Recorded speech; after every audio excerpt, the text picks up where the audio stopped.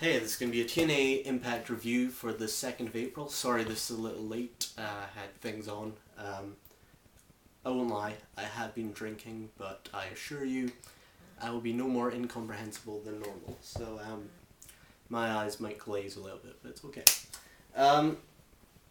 Yeah, all in all I thought this was an okay Impact.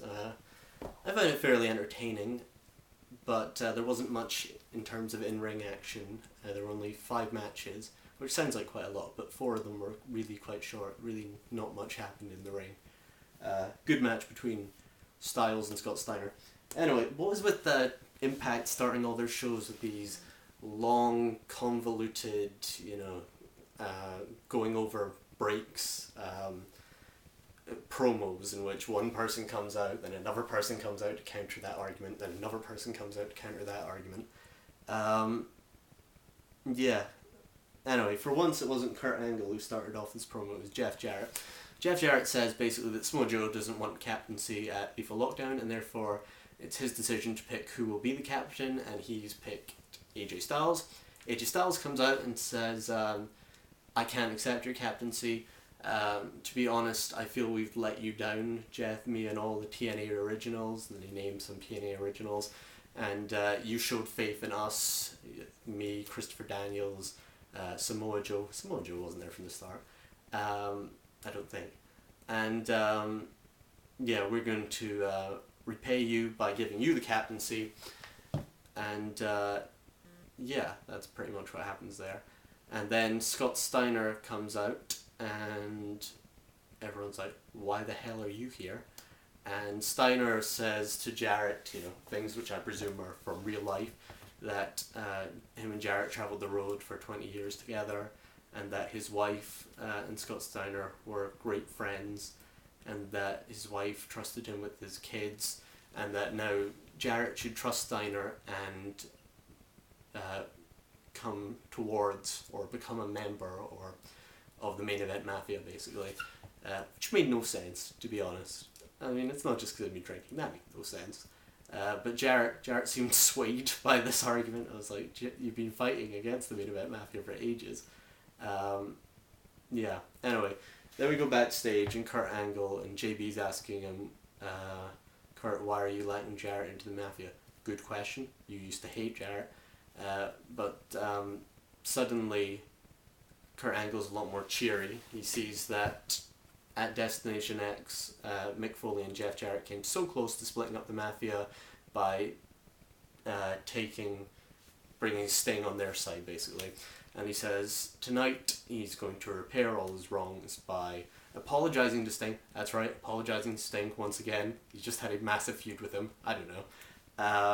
And by having Scott Steiner work on Jeff Jarrett, and by having Kevin Nash work on the other big player in this company, Jenna Maraska, the Survivor Amazon winner. The first time she came on, Lauren went, Jenna Maraska, what the hell are you doing here? And I was like, good question. Who the fuck are you? Right, I'm not from America, therefore, I have no idea who this person is. And the idea that she is some kind of millionaire-esque who is invested in this company is ridiculous.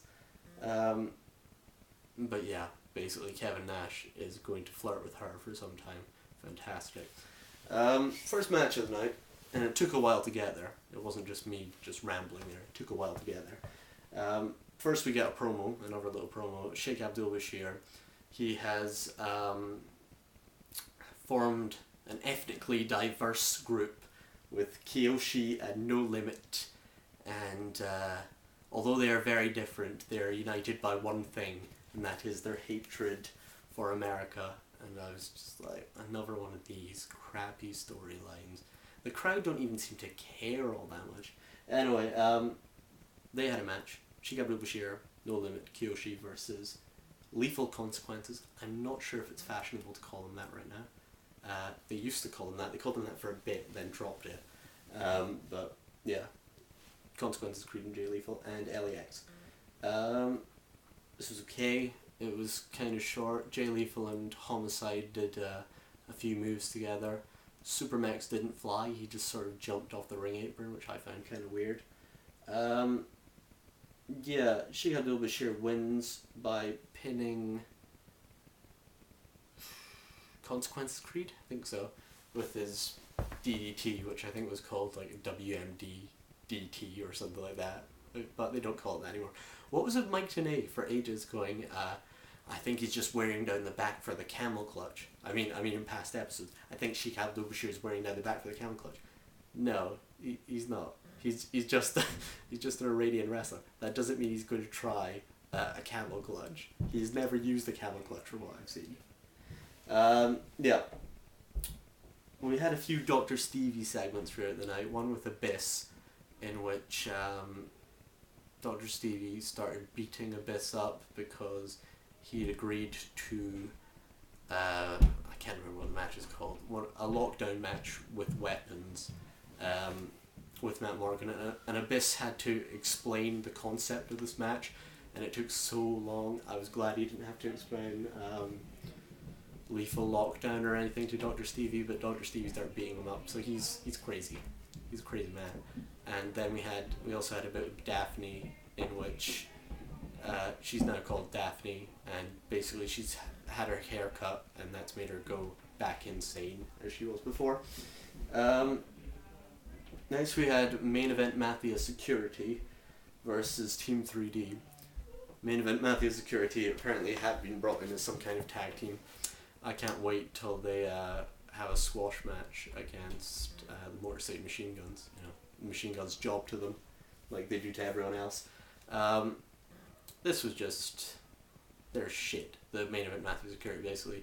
Team 3D, main event Mafia Security requested the match from Cornette because Team 3D had kept main event Mafia Security away from ringside during the tag match last week, Jeff Jarrett and Foley versus Sting and Angle. And so they'd requested this match, and Jim Cornette accepted. They dominate Team 3D for a while, then get their asses kicked.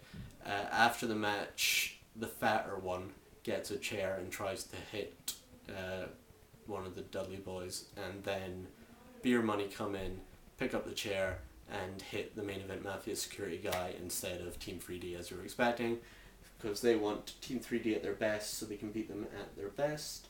Then we had Kurt Angle come out and issue his apology to Sting. Sting wouldn't accept his apology because he didn't realize wrestling storylines can be this ridiculous, and thought, actually, I was feuding with you a few seconds ago, so I assume I still am. Kevin Nash says he should accept the apology, and then Mick Foley's up in the rafters, and he makes a match for the night, which is Samoa Joe versus Sting, which I was very happy about, because if you look back at my last Impact review, I specifically said Mick Foley should do this, which is good, this exact match, so, you know, clairvoyance. I didn't read spoilers or anything. You know, that's it. That's legit. Anyway, yeah, that was an alright segment. I'll talk a bit more about Mick Foley in a bit. Then we had Madison Rayne versus Taylor Wilde. It was an okay match, not bad. Taylor Wilde did a nice little move into and then a bridging German suplex, which was good. Yeah, I quite enjoyed it. Not bad. Yeah, and Taylor Wilde wins it, and then the beautiful people want Madison Rayne to cut Taylor Wilde's hair, but they can't, so Madison Rayne's made to chase her backstage, and eventually Taylor Wilde gets her hair cut.